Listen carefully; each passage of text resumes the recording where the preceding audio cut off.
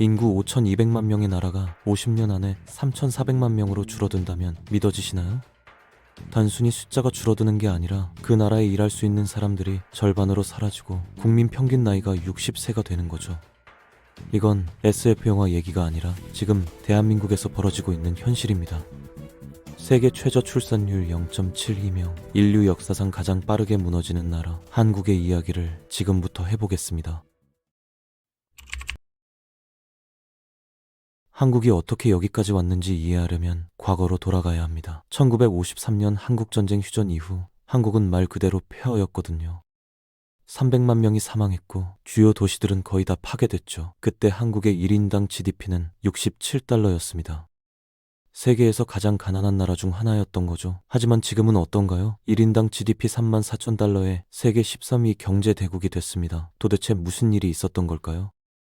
서독의 성공에 영감을 받은 한국은 수입 대체 경제에서 수출 주도 경제로 전환하기로 결정했습니다. 그리고 이 과정에서 유교적 가치관을 극단적으로 활용했죠.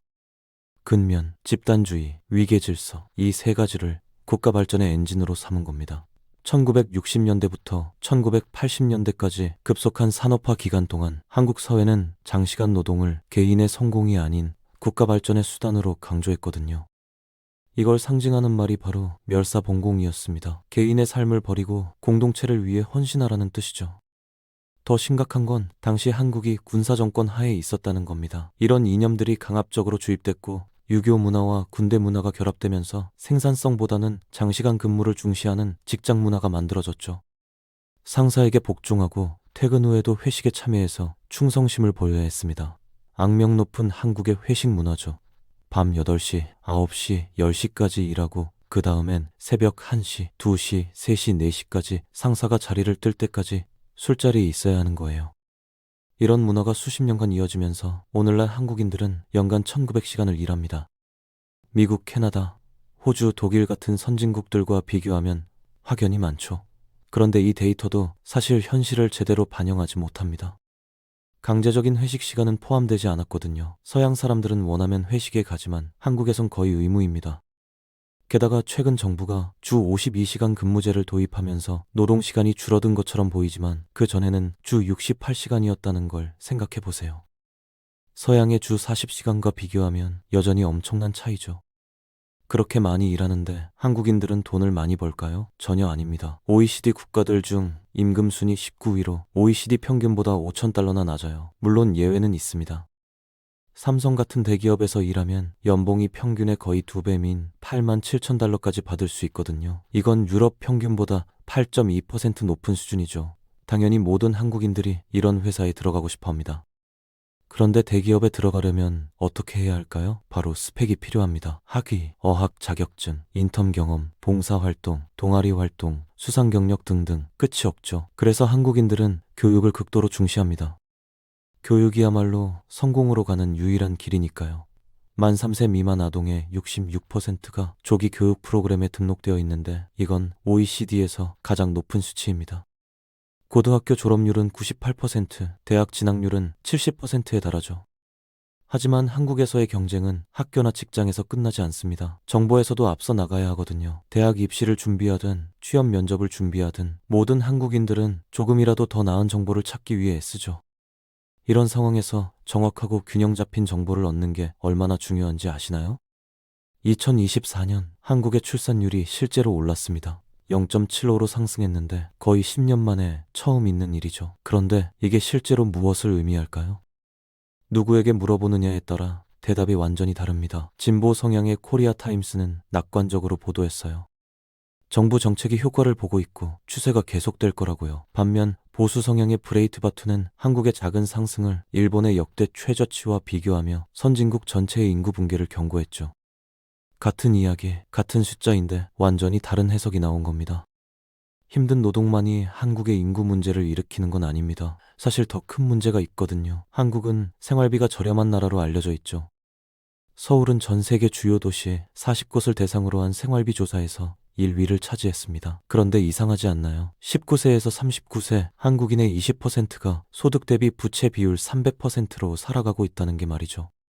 OECD에서도 서양 어느 나라에서도 볼 수 없는 수치입니다. 한국에 관한 많은 통계들이 실상을 제대로 보여주지 못합니다. 우선 한국의 임대 시장이 미국이나 대부분의 서양 국가들과 완전히 다르거든요.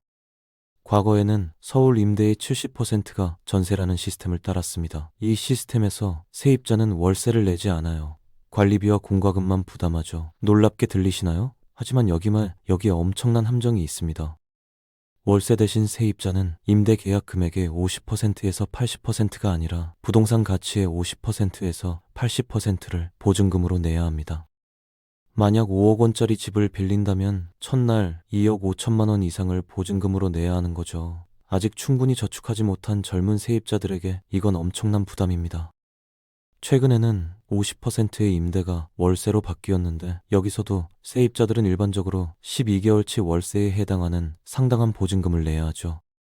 그럼 월세만 걱정하고 터무니없는 보증금을 내지 않아도 된다고 가정해 봅시다. 그러면 아이를 갖는 게 경제적으로 가능할까요? 절대 아닙니다. 데이터를 자세히 살펴보죠. 서울의 대기업에서 일하면서 검소하게 사는 한국인은 월세와 식비를 제외하고 한 달에 약 300만 원을 저축할 수 있습니다. 나쁘지 않죠? 하지만 대기업은 한국 전체 고용의 25%밖에 차지하지 않고 모든 대기업 일자리가 높은 연봉을 주는 것도 아닙니다. 대다수 한국인들처럼 중소기업에서 일한다면 한 달에 약 90만 원을 저축할 수 있을 겁니다. 이것도 가능해 보이죠? 하지만 여기서 반전이 있습니다. 한국이 얼마나 경쟁적인 사회인지, 특히 교육면에서 얼마나 치열한지 기억하시나요? 한국에는 학원이라는 게 있습니다. 학원은 영리를 목적으로 하는 사설 방과 후 학원입니다. 대학 입시, 영어 시험, 취업 시험 등을 준비하도록 도와주죠. 한국의 사교육 시장 규모는 거의 190억 달러에 달합니다. 그럼 이게 얼마나 비쌀까요? 기본 학원은 한 달에 약 30만 원입니다. 더 적극적인 곳은 70만 원에서 100만 원으로 뛰고 엘리트 학원은 한 달에 200만 원이 훌쩍 넘죠. 아이 한 명만 있어도 그 90만 원의 가처분 소득이 거의 사라진다는 뜻입니다. 여가, 여행, 외식을 위한 돈은 남지 않는 거죠. 예비 부모들은 중대한 결정을 내려야 합니다. 아이를 가질 것인가 말 것인가. 이쯤 되면 한국이 왜 인구 위기를 겪고 있는지 명백해집니다. 너무 열심히 일하는데 충분히 벌지 못하니까요. 그런데 한국 사회와 문화는 어떨까요? 이것도 문제입니다. 최근 한국에서는 노키즈존이 늘어나고 있는데 이건 말 그대로 아이들의 출입을 금지하는 곳입니다. 구글 맵에는 한국 전역에서 아이들을 받지 않는 카페와 레스토랑이 450대곳이나 표시되어 있고 제주연구원은 추가로 93곳을 확인했죠. 더 충격적인 건 한국인의 62%가 이걸 받아들일 만하다고 생각한다는 겁니다. 아이들에게 점점 더 적대적이 되어가는 세상에서 예비 부모들이 왜 부모가 되고 싶어 하겠어요? 사회가 고령화되고 사람들이 아이 없는 공간에 익숙해지면서 아이들의 소음과 혼란을 다시 받아들이려는 의지는 줄어들고 이건 거의 되돌릴 수 없게 됩니다. 안타깝게도 여기서 끝이 아닙니다. 한국 문화는 여전히 깊이 가부장적이거든요. 예를 들어 맞벌이 가정에서 여성은 하루 3시간 이상을 가사 노동에 쓰는 반면 남성은 54분만 씁니다. 아내만 일하는 가정에서도 여성이 더 많은 집안일을 하죠. 여성은 2시간 30분, 남성은 1시간 59분입니다. 엄격한 남성 가장 모델과 여성의 종속을 규정하는 유교적 가치관이 여전히 강력한 영향력을 발휘합니다. 이건 육아에도 적용되는데 육아는 여성만의 의무로 여겨지죠. 실제로 한국인의 72%가 집에서 아이를 돌보는 남성은 덜 남자답다고 생각합니다. 이건 세계 평균의 3배이고 인도 같은 보수적인 나라들보다도 높은 수치예요. 가장 놀라운 건 이 조사에는 여성들도 포함되어 있다는 겁니다. 여성들이 아이를 갖고 싶어 하지 않는 게 당연하죠. 밖에서 일하고 싶은 여성들은 동시에 아이를 키우고 집안일을 하고 생계를 위해 일해야 할 수도 있습니다. 불균형이 너무 심해서 일부 여성들은 출산 거부 운동에 참여하고 있고 더 극단적인 경우에는 포비 운동이라고 불리는 흐름에 동참하고 있죠. 포비는 비혼, 비출산, 비연애, 비섹스를 의미합니다. 아직은 소수이지만 포비 운동은 한국 문제의 심각성을 잘 보여줍니다. 여성들에게 가해지는 높은 기준과 스트레스는 거의 상상을 초월하거든요. 장시간 일하고 집안일을 하고 아이를 돌보고 학대를 참고 종속을 받아들이고 그러면서도 예쁘게 웃어야 한다는 거예요. 정말 불공평한 거래죠. 그럼 이 문제를 어떻게 해결할 수 있을까요? 한국 정부는 인정할 만하게도 상황을 바꾸기 위해 공격적인 노력을 기울이고 있습니다. 육아휴직을 확대하고 교육보조금과 생활비 지원을 포함한 육아 인센티브를 도입했죠. 전국 여러 도시에서 만남주선 행사를 열고 그 외에도 많은 시도를 했습니다.